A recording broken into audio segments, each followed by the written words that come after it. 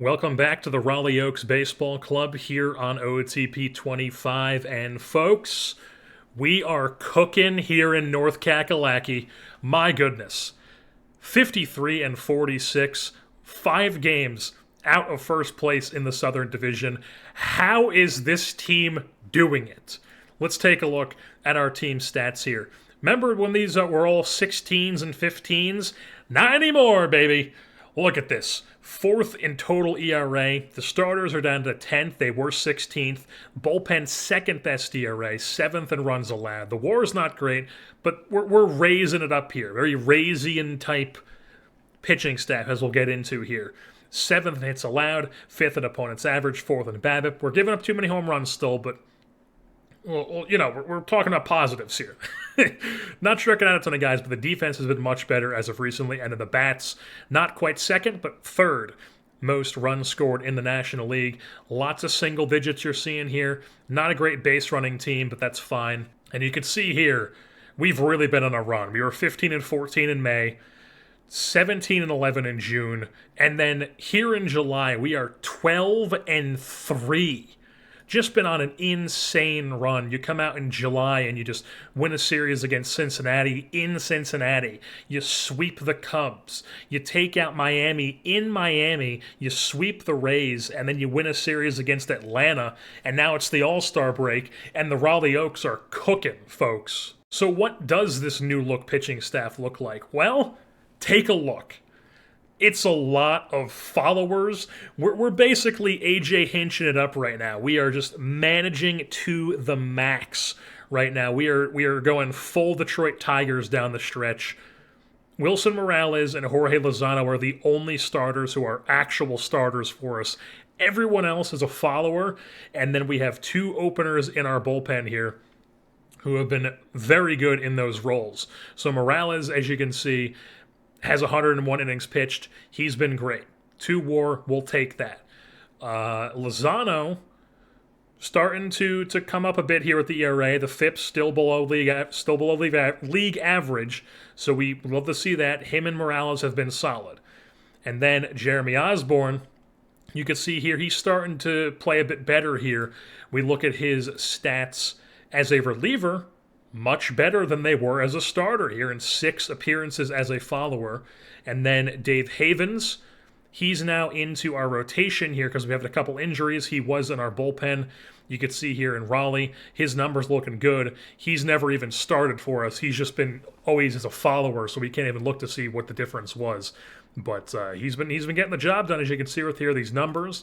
And then Juan James, we just called him up because Yuri Perez got hurt, unfortunately. But you could see here, he was pitching very well with both teams here in 2024, in the big leagues with Cincinnati, and then in AAA for us. And I just think this guy has an interesting profile. He's got 3 good pitches, 30. Okay, I thought that was 35 stamina. So maybe we don't have him. We might, yeah, we're definitely going to look into do something else there. So he's not going to be the follower, but somebody is going to be the follower here. But he's definitely going to be up in the big leagues because I do like this profile, even though he only has 30 stamina. He'll be a part of this bullpen for at least a little bit. But we'll figure out who we want in this second follower role because Yuri Perez literally just got hurt, tore his UCL here on the 13th. It's the 18th right now. Just not great. Unfortunately, 37-year-old Yuri Perez, we're not going to be able to trade him at the deadline. Not that we were in position to be making a trade at the deadline here. We're trying to make the playoffs now, suddenly out of nowhere. But Yuri Perez not going to be a part of that run, unfortunately. Luckily, he did get his ring in 2039 last year, and now he held on just long enough. And he was a key part of that team. He was a very key part of that team playing that stopper role in the postseason. And then Juan Nazario, you're seeing here, he's currently on rehab assignment. He'll be back sometime soon. He's rehabbing from a acute elbow soreness, which he has had 3 times in his career. Oh my God. And he's only 22? That's not great. That's not good at all. But, yeah. Juan Nazario, he's rehabbing. Deval Esprit had a little nagging injury, so now he's on the IL. He'll be back soon, though. He won't need a rehab assignment. But Jared Hartley is back. If we take a look at his pitching before we take a look at Hartley, though, the rest of the bullpen here, Wilson Montiel is our closer. Or we should sort by Yeah, just innings pitched here. So Osborne, Lozano, and Havens are the other followers. Or Lozano's a starter, Osborne and Havens are followers. I should also mention that before Yuri Perez got hurt, we actually moved him to being a follower as well because he was not performing well as a starter. And as you can see here in 3 appearances, was much better as a follower than he was a starter. So it was just all around just working very well for us. Unfortunately, we're not going to see how the rest of it goes for Yuri Perez. But now back to the actual staff here. Santiago Mendoza has been very solid, 60 innings in a setup role. Josh Elder is the other setup man, the right-hander. He's been very good as well, 2.14 ERA plus, 55 fifth minus. Machado has been getting middle relief used more often. He was a starter for us, but he's moved to the bullpen, as you can see here. Ever since moving to the bullpen, he's been much, much better for us. Striking out way more guys, walking less guys. Love to see it. Kalena Jackson is one of our openers, and Luis de Jong, who's this absolute nasty reliever. He's got crazy fastball slider combo, decent changeup sinker here too, with some good stuff. But you would think he wouldn't be the greatest opener with its control or whatever, but he's been solid. You take a look at his numbers here. He was really good in AAA, so I was like, fuck it, let's just give this guy a chance. And he's come up, and he has been really good in a opener role. So we're going to keep playing him in that opener role, along with Kalena Jackson, who was on that Braves team we beat in the World Series last year. He also has been good as a starter. He actually hasn't been good as a regular reliever, but when you look at it as a really good opener, that's what he should be doing this whole time. He's an opener. And then the other relievers we have are Josh Parton, who was a Rule 5 pick. He's been whatever.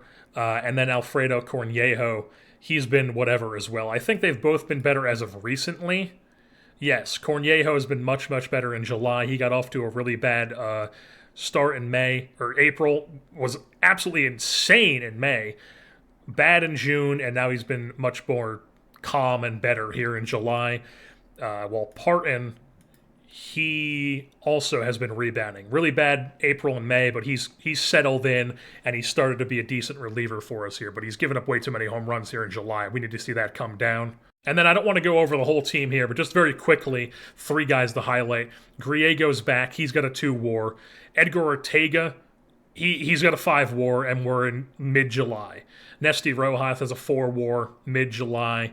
They've both been incredible. They're both getting on base a ton at that 1-2 spot in the order. We've called up this guy, Eric Olejar. I think I talked about him previously. He's been really, really good in a third base role for us.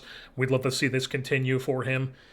Aiden McCarthy has been great in that starting catcher role. Love to see that. Keep rocking it. Jared Hartley is back from his rehab assignment. His injury that he had, which was a strained groin, he's back from that, so that's just another bat to add to the mix here. And then just a closer look at the standings here. We're 8-2 in our last 10, currently on a W2. And this isn't like a fluky thing. Like, we have a good run differential. Like, this is a good team. I don't know how we're putting together these pitching numbers, but we've got a positive run differential. It's not like we're like frauding our way to this victory, to this wild card spot. We're competitive.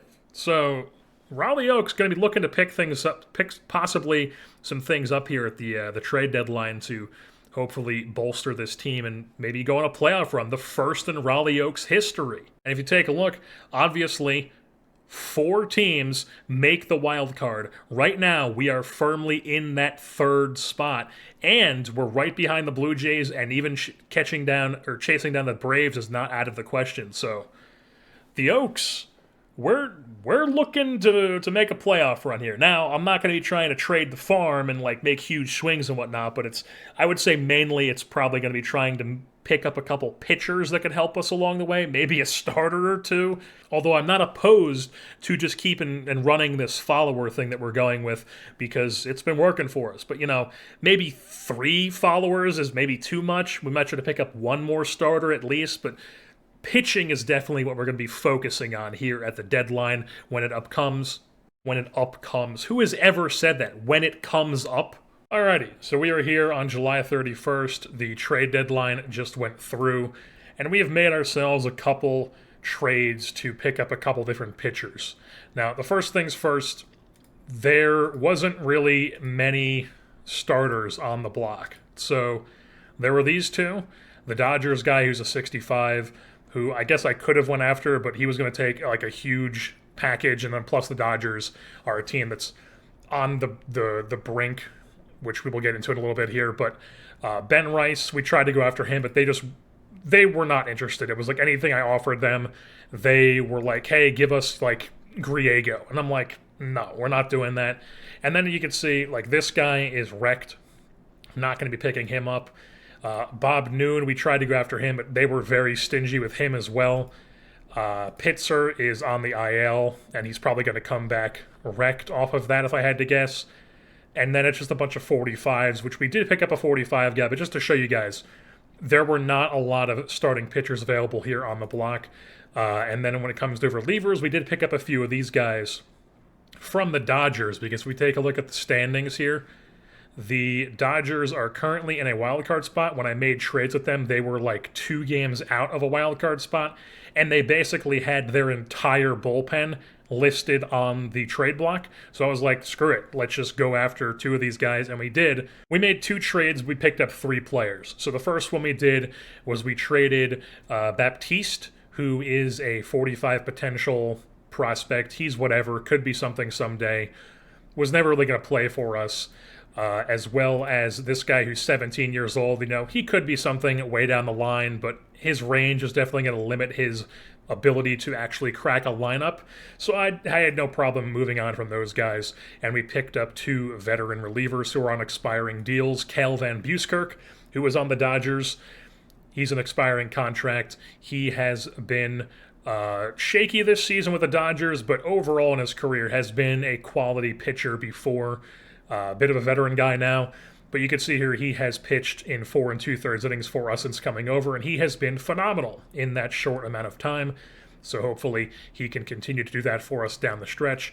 And then the other guy, Steve Laird, is a longtime Twin, then National, then the Dodgers, and now he is with us this season. You can see here he's only had an inning and 2/3 of appearances for us. But he was pitching well for the Dodgers, and he has basically his entire career been a very, very good reliever. So we are picking him up as well as an expiring free agent. So those guys are going to fill into our bullpen here. And then we picked up one guy to be a starter, Chris Jordan, who is a 29-year-old expiring free agent as well. Not exactly the most flashy signing, but he is a two-time All-Star. You look at his stats here. He has had some really good seasons in St. Louis these past few years. This was his first year in Cleveland. Kind of got a bit unlucky with the ERA. If we look at the standings, Cleveland is not a team that's in it at all. So we got him for just like a couple scraps. If we take a look at the players we sent them, Sergio Pacheco, 25-year-old corner outfielder. He's a decent bat, but we have a ton of corner outfield depth in this organization, and he's just never really going to play, especially with this fielding ratings that he has. So he's on the he's in Cleveland's organization now. And then we also sent them Jeremy Campbell, who is a first baseman. Once again, could be a decent bat, but he's a first baseman, and we already have way too many of those. So Campbell and Pacheco go to the Guardians in return for Chris Jordan, who is going to join our staff here for the rest of the season. If you take a look at his games here, he's already pitched a couple of games for us. I believe these last 3. So we traded for him on the 23rd.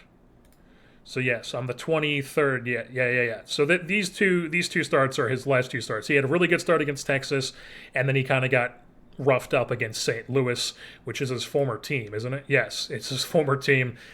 But, you know, overall, we trust him down the line. Right now we have him as a just regular starter in the rotation, but we might move him to be a follower at some point in the season. But for now, he is going to rock that just true starter spot here in the rotation.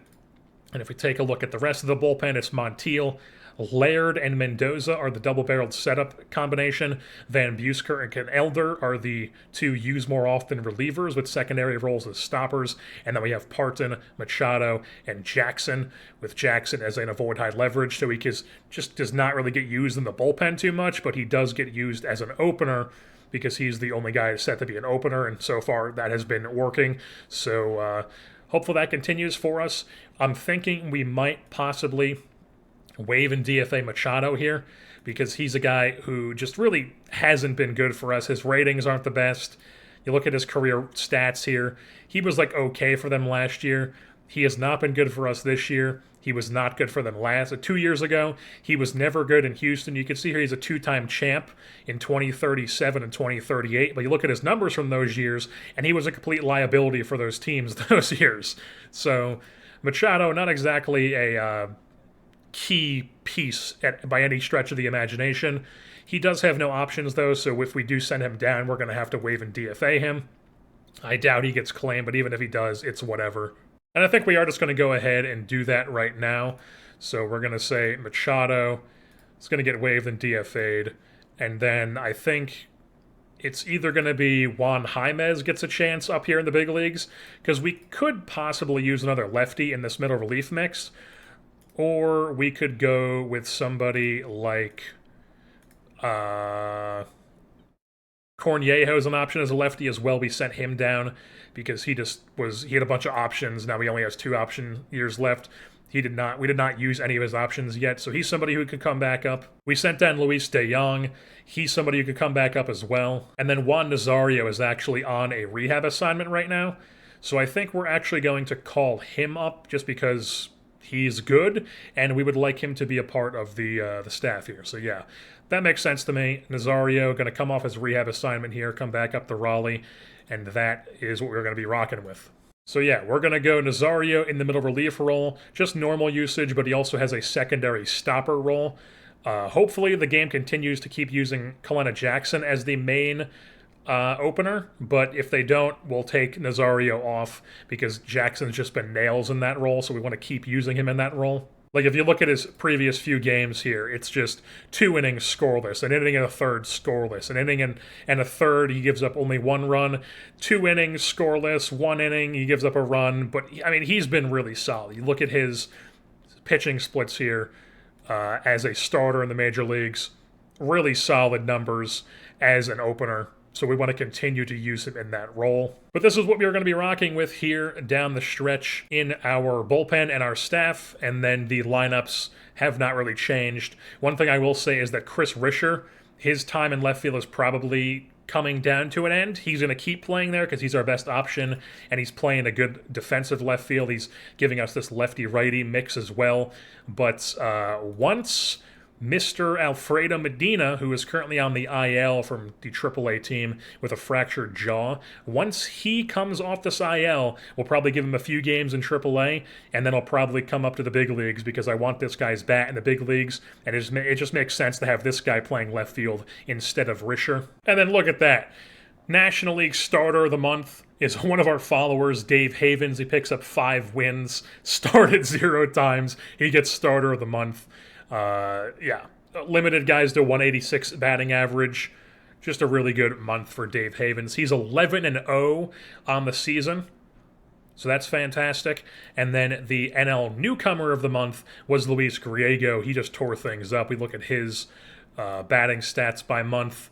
July, I mean, he's been on fire for a while now. We just had the worst possible injury news when it comes to that left field spot. So Chris Risher has been playing through this nagging day-to-day injury that's really only affecting his throwing, but he just suffered a setback because he's playing through it. He's going to miss an additional 1 or 2 weeks. We might throw him on the IL here and call up somebody, but then also Medina, while on the IL, just suffered a setback on his fractured jaw. So now he's out for an extra 4 to 5 weeks, which is a huge bummer because we wanted this guy to be our left fielder for the rest of the season, and it's just not looking like that's going to happen. I honestly probably would have even played Rojas in left and Medina in right because he has that arm, but yeah, we might have to look into possibly playing somebody else in left field because, I mean, he's still hitting decently well even with this elbow contusion, so I might just keep playing him there and hopefully it doesn't end in disaster. But if worst comes to worst, we can just call up Mr. Luis Bagliolo here, midnight, right-handed bat with this big power, gap power.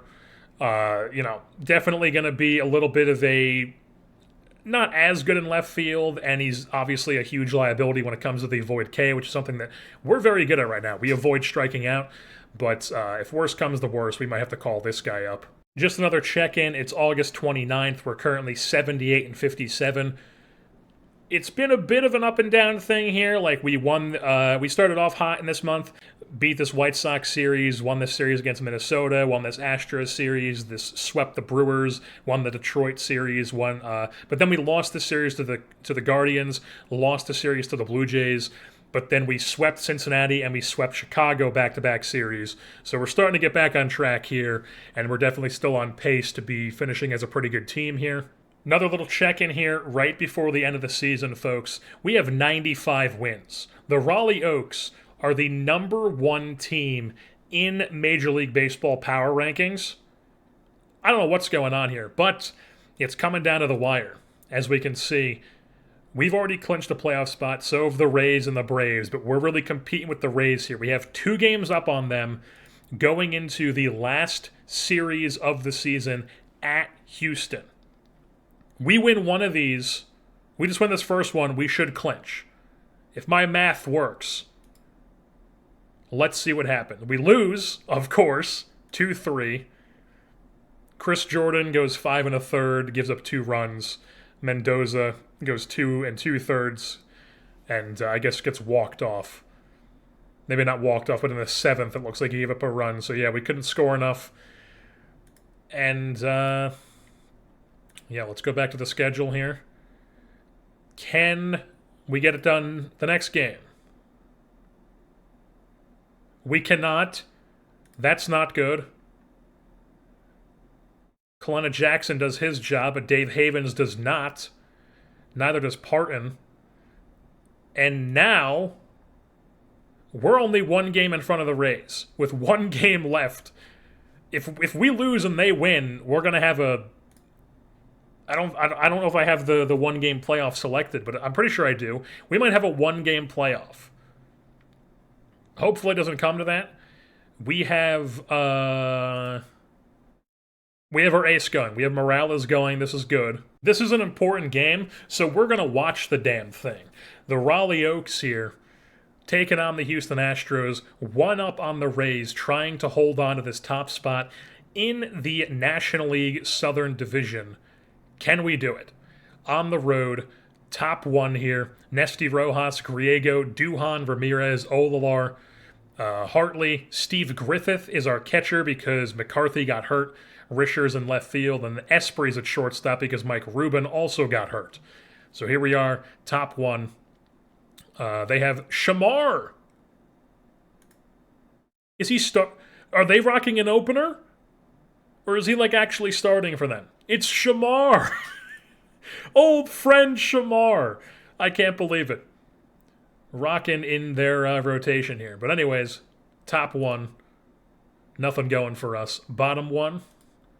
Wilson Morales works the scoreless frame. Nothing going. Nothing going. Here we go. We're in business. Risher is on second. Nesty Rojas on first. It is Luis Griego with a 1-1 count. And he pops one up into foul territory. Caught in foul territory by former Angel Andres Carrasco. 2 down. Now it brings up Chris Duhan. Works a 3-0 count. And Shamar walks him.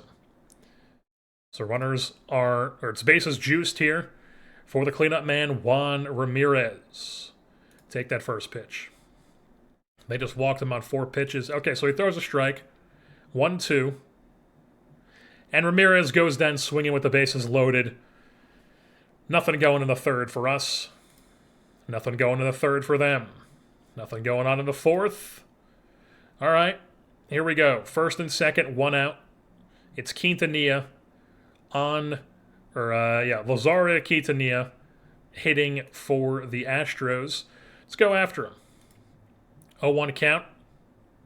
Shoots that one out to right field. That'll land in front of our right fielder, who I'm drawing a blank on who that is. That is Nesty Rojas, of course. We're learning as we go. We're not fully immersed in this team quite yet. I should have known that, though. Nesty Rojas in right field. But the Astros do strike first. They're up 1-0.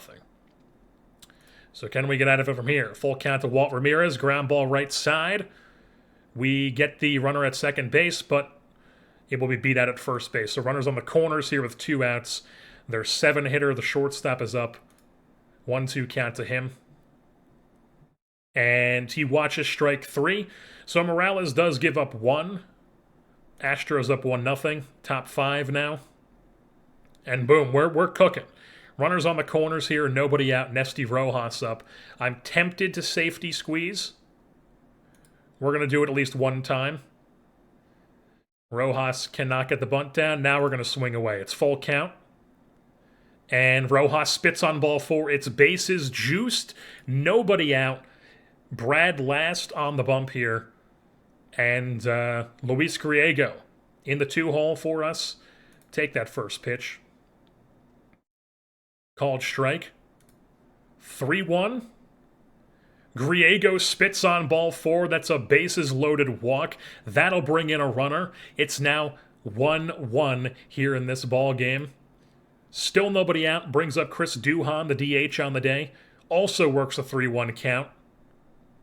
And he rips this one right back up the middle. That'll land in and score at least 2 as Chris Duhon breaks this one open with a 2 RBI single. It's a 3-1 lead for the Raleigh Oaks here in game 162. Let's see if we can keep it going. Juan Ramirez up, works an 0-1. He takes one out to left field, but it will be in front of the boxes for out number 1. Then it's Olar. 2-2 count to him. He also pops one up the left field, shallow, 2 down. And now it's Jared Hartley, lefty on lefty here. Works a 1-1. And he also pops one up the left field. 3 straight pop-ups to left field. And we strand 2 runners, but we do tack on 3 in the inning and take a 3-1 lead. So it's bottom 5 here. Morales gives up a leadoff single to Montagnani. And Alejandro Ariza is up. Can we avoid him? 2-2 count. Deep fly ball center field. That will be caught by Griego. But Montagnani does tag up and score. It's a 3-2 ball game. Can we get at it from here? Yes, we can. It's top 6. Risher's on second with 1 out. Duvall Esprit digs in. And he skies one in the infield. That'll be 2 down. So Risher's in scoring position with 2 down. Brings up Nesty Rojas, lefty on lefty. 2-2 count. Ground ball. Fielded. And Rojas cannot beat it out. We strand a runner in scoring position. It's bottom 6 now. We'll go batter by batter here. Andres Carrasco. 1-2 count to him. Punches him. 1 down. Brings up John Rowan. 1-2 count as well. Punches him as well. Now it's Lazaro Quintanilla. 2-1 count. Fly ball right field. At the track. Caught by Rojas. 1-2-3 go the Astros. It's on to the top of the 7th. Griego leading things off. And he gets on second base. Looks like he swiped second. Dave Mueller is a new pitcher on the bump. So Chris Duhon here. 2-2 count. Whiffs through it. 1 down brings up Juan Ramirez. And they walk him. So first and second, 1 down here for Olar. Works a 3-0. Spits on ball 4. So bases are juiced here for the Oaks. And Jared Hartley is going to take this first pitch here. He's going to take another pitch. 1-1. Now he's swinging away. It's 2-2. Ground ball. They go home with it. And he is out of the plate. Just barely, but he does not get the double up at first base. There's still bases juiced, but now 2 outs for Steve Griffith. Do we want to let Steve Griffith, who absolutely tore up AAA this year with 46 bombs in only 100 games, 100 starts, he was tearing things up down there. But he has not really done anything here in the big leagues in a small sample size. If we take him out, it's gonna be, we don't really have any great bats on the bench. It's like Figueroa, who, if we play the matchups, we should keep Griffith in because it's a lefty against the righty pitcher. Tapia, is somebody who has some pop, but, like, is he better than Griffith? Montenegro, same sort of deal. Cooperman's just not that type of bat. And then if we take out Griffith, we have to bring in Foskey to catch. I think we're gonna roll with Griffith. We're gonna let him hit. He's up here for his bat and his catching. Let's see if Steve Griffith can grip it and rip it here. Take that first pitch. In there for a strike. Full count. Skies it in the infield. 3 down.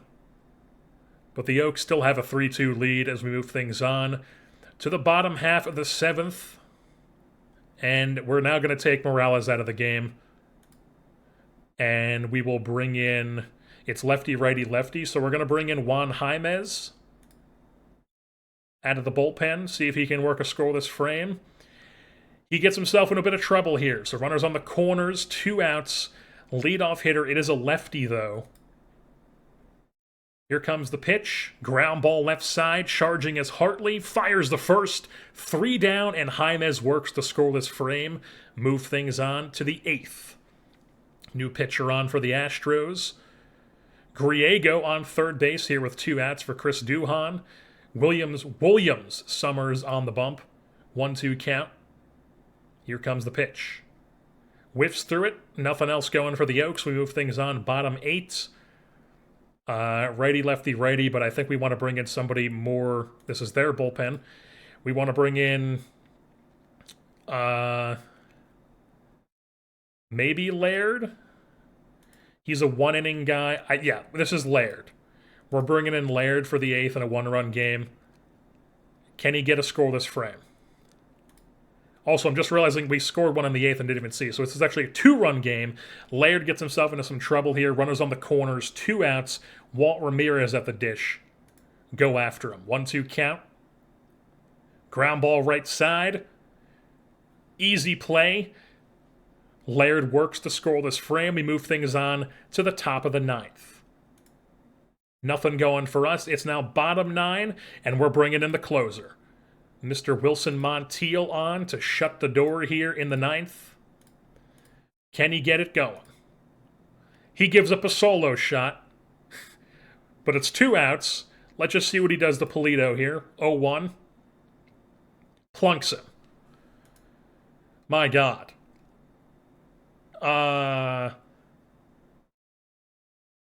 Is this guy like a lefty killer? He's good against both. Let's just go after him. 0-1 to Ariano. Ground ball left side. Esprit goes the second, and there it is. The Raleigh Oaks survive. 4-3 here over the Houston Astros in game 162, and that should be the clinching win for the division. It is indeed. The Raleigh Oaks, in the first season under Robert Pollard, have won the Southern Division with 96 wins. 1 game in front of those Tampa Bay Rays. Incredible. Incredible season. That is the first division title in Raleigh Oaks franchise history. Their best season in franchise history by far. As you can see by their team history here, a bunch of nothing. Last year they improved a little bit, and now boom. A huge win jump up to 96, win the division.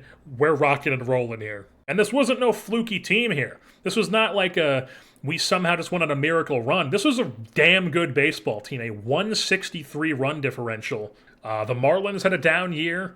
The Cardinals were bad. The Astros were still feisty, but they're going to miss out. And then the Braves and the Rays are both going to get wild card spots here. The Rays, they are a team that has not really been scrappy, I don't feel like. Yeah, they've made the playoffs in 2037, but they've basically had... That's the only... No, right.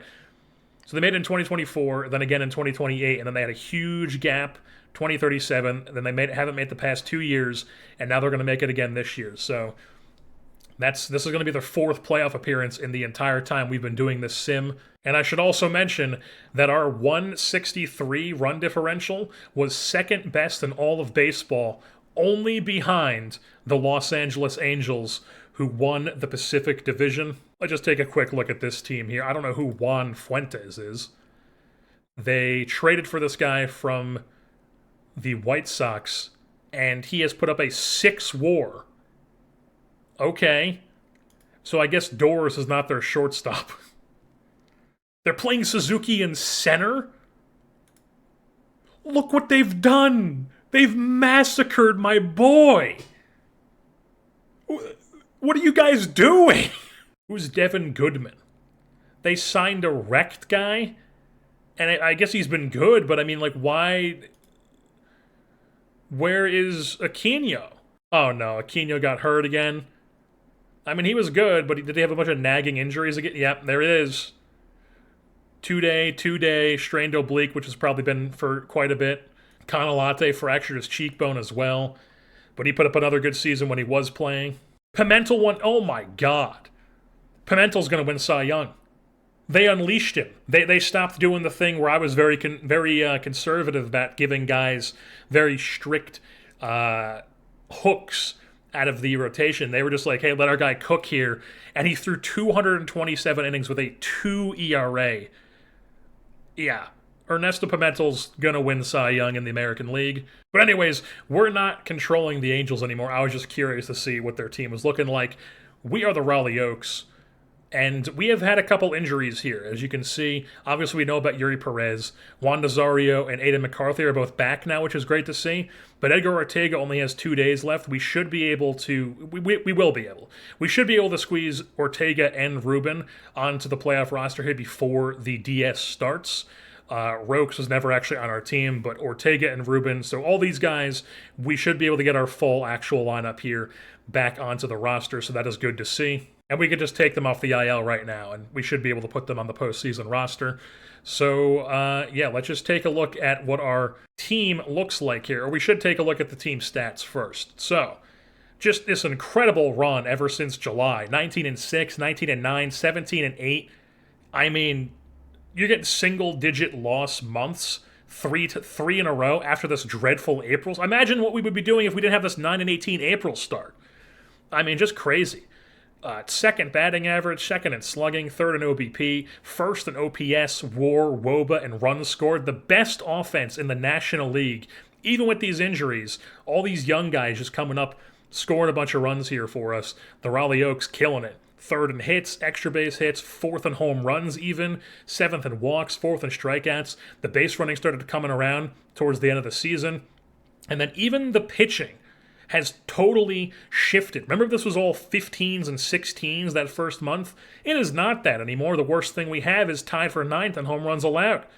We got the second best bullpen ERA, the sixth best starters, the sixth least amount of runs allowed, seventh in WAR, third in hits, third in opponents average, fourth in BABIP. Walks and home runs might be a bit of an issue, but still not exactly awful. Strikeouts was sixth.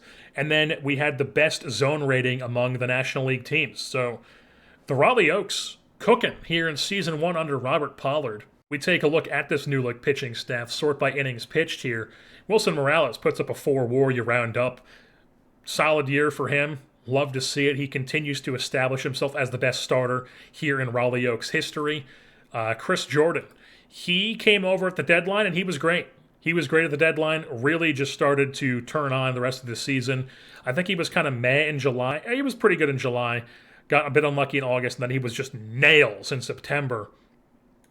So Chris Jordan, love to see that. He's going to be a part of our playoff rotation, obviously. Jeremy Osborne pitched a bunch of innings, wasn't really that impressive. He's going to be the guy who does not make the playoff rotation out of these 5 for sure. He'll probably be a part of the bullpen if I had to guess with these ratings. Dave Havens was up and down a bit, but for the most part, he was solid for us. 128 innings as a follower for us this season. And look at these numbers. I mean, just the FIP is constantly below league average or above league average, whichever way you want to say it. And then the ERA plus was consistently very good all the way from May up through September. We love to see it. Lozano was fantastic. He put up a 3 WAR, finishes the season on fire. Josh Parton, the Rule 5 draft pick, he put up a decent season in the bullpen for us. Van Buskirk, definitely not good with us, but these ratings, he's probably going to be still a part of the playoff bullpen here, but he definitely was not great for us down the stretch. Kalena Jackson, I also think, struggled a bit if we look at his splits here. Okay, so he was still pretty good as a starter, just really not good as a reliever. So he's definitely on the postseason staff as just an opener. Steve Laird came over from the Dodgers as well. He was solid for us in 25 and 2/3 innings. Upped his K- walk percentage as well from coming over with the Dodgers. Josh Elder had a solid year in the bullpen. Wilson Montiel was our closer. He was good. Juan Jaimez came up, and he was a bit unlucky. He did not really perform that well. He might be on the playoff on the staff. Who knows? But and then Esteban Estrella here came up at the very end of the season when was not good in a reliever / opener role because I think it was Nazario. I'm just not realizing that this is the playoff rotation or the playoff roster they're showing me here. So there are just other guys that just left off the playoff roster for whatever reason. Like if we look at the playoff roster and the playoff eligible, like for whatever reason they decided that Santiago Mendoza, who was one of our better relievers, is not going to be on the playoff roster. Obviously, we're going to remedy this and change this all. Same thing with Juan Nazario, who was great. He was even really good in a stopper role once he came back. We put him in that stopper role. He was great. 7 starts, and he was good in the bullpen. Or not stopper, the opener role, you know what I mean. And you might also notice that Alfredo Medina is now currently no longer hurt. And the thing about him is we're going to have to figure out how to get him on the roster here if we want to get him on the roster because Chris Risher, he was just really good for us. He put up a 3 WAR. He was good down the stretch, I believe. Okay, so he was kind of mad at the plate, and then September he really turned things on. I mean, he got on base a ton in this game 162. We were seeing him all over the place. I mean, he's got to be on the postseason roster after putting up a month like that. So we don't really need to get Medina a part of the postseason roster right now, especially because with how I have it set up right now, we have all these guys on the team. And then we still have to find out who we're going to leave off so we can have Ortega on the roster here. Obviously, we want Ortega on the roster. Honestly, I think it's going to be Jared Hartley. Jared Hartley just never put it together for us this season, and we just have better options. So Jared Hartley is just not going to make the postseason roster here. He's just a liability at this point, unfortunately. But yeah, taking a look at how our bats did individually, sorting by WAR, Edgar Ortega finishes with the highest WAR on the team, even though he did miss a decent chunk of time to end the season. He got hurt in late August, missed the entire month of September. Now he's going to be back here for the playoffs, fortunately, but he was absolutely dynamite for us this season. A 152 WRC plus, 44 doubles, 97 runs scored, walked a ton, does not strike out, puts up a 400 OBP. The guy was incredible. Swiped 40 bags as well, and put up a 7 ZR at second base. Then we also have Nesty Rojas, who put up a 6.5 WAR as well, 146 WRC plus, 34 doubles, 24 home runs, 100 ribbies, and 100 runs, 387 OBP. Incredible year for him. Luis Griego puts up a 4 WAR in his rookie season as a 20-year-old. Chris Risher was great for us. Oliar was solid as well with a 2.5 WAR coming up a couple months into the season. Ruben put up a 2 WAR, missed about the same time as Ortega did. He got hurt very early September with a sprained ankle. But obviously he put up a solid year in only 384 plate appearances, 2 WAR. Juan Ramirez was solid, wasn't really anything too special, but obviously this guy is somebody we are keen on. He's a key part of our future here. Aiden McCarthy was solid before he got hurt. Chris Duhan started turning things around as the season went on. You look at his splits, not really great April or May, was good in June, struggled in July, and then he was really good in August and September. So as the season went on, he started really turning things on, as we expected with Chris Duhan. DeFel Esprit was a decent backup for us. Cooper was whatever. And then Griffith is actually going to be our backup catcher here for the postseason just because I think he's the best option for us. He's better defensively than Foskey. He has this pop. He just makes sense to me as the backup catcher as opposed to Foskey, who just was not good, and he's not good defensively. So even though he is the captain, we have plenty of leaders on this team, so we don't really particularly need him on the roster. Like if we look at the homepage here, team chemistry, plenty of leaders on this roster. Jackson, Rojas, Van Buskirk, McCarthy even. Plenty of guys to carry the leadership here. The team chemistry is not going to take a hit because Foskey's not on the playoff roster. And then Sergio Figueroa is somebody we could possibly not bring on the team. He did put up triple-digit WRC pluses in like a bench pinch hitting role in August and September, though. Very, very small sample size, obviously. But he's somebody who's like, he's a spark plug. He could be an interesting pinch hitting bat off the bench, especially against lefties, righties as well. I guess he's the same against both. But definitely somebody who I think is I think we're going to keep him on the postseason roster. I think he deserves that. He's been here in the trenches in Raleigh the past 3 seasons, being their best hitter, and now he gets in a bench role, and all of a sudden we're winning 96 games and winning the division. He deserves to be in the postseason, if nothing else. But then taking a look around the league here for the batting leaders, new face here for the Cubs, 25-year-old first baseman Keo Schultz, Prince Paiwan. Very weird name. Former 11th round pick out of UC Irvine. Go Anteaters. Big time power. Had a cup of coffee with them last season. Was really, really good. Even better this year. 44 home runs. Leads the league in WRC plus home runs, ribbies, average OBP, slugging, OPS. Incredible year for Scholes here, or Schultz. Probably Scholes, something like that, for the Chicago Cubs.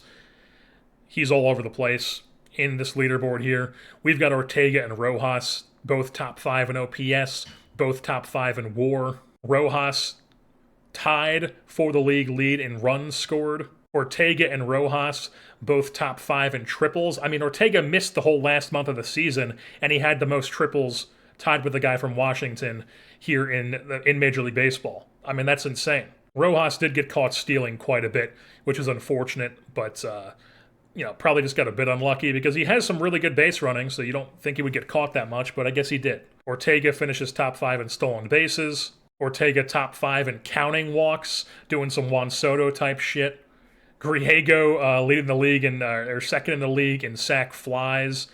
OPS plus, you got Ortega. Win probability add, you got Ortega and Rojas. Weighted OBA, you've got Ortega in 4th. And then on the pitching side of things, like I said, Pimentel's going to win Cy Young. He had 3 complete games, led the league in ERA, almost at 1 ERA, 2.02, had 20 wins as well. Second in WAR, only behind Jesus Ramirez of Oakland, who we've known about for many, many years now. Pimentel top 3 in strikeouts as well. I mean, Ramirez might give him a run for his money in this award, but Pimentel, I mean, either of them could deserve it very well, but I think the 20 wins is probably going to push him over the edge. This is definitely concerning. Wilson Morales, second in base on balls. I mean, we do expect that. He has 45 control. He's going to walk a ton of people, and it's not my settings that's like, I mean, like, we tell him to, like, never pitch around guys, essentially. So he's just had an uptick in walks this year for whatever reason, but still was a quality pitcher. I mean, Ramirez, Pimentel. They're just all over the place. And then the San Diego Padres just continue to be like the gold standard for framing runs. They went from Salas to, I believe it was Juan Arenas, and now they've got this Doug Sauls guy who has just been an absolute monster defensively for them, this 80-grade framer. I mean, they care a lot about framing in San Diego.